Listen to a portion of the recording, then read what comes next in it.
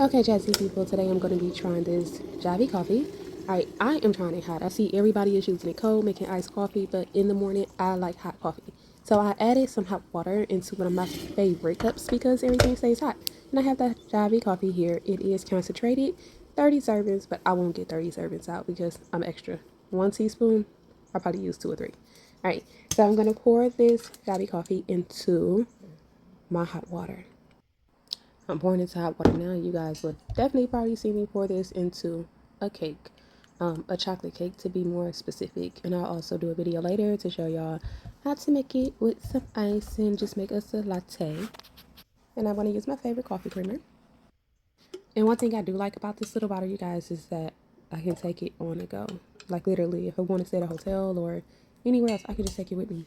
Then I'll have my own coffee because we all know hotel coffee sucks. But this one don't. Alright, so I'm just going to go ahead and mix it up. I did add in my coffee creamer. And you guys, here is the taste. It is actually good. Okay, I had to taste it twice. Alright, so my discount code and everything I use will be in the description. See you later.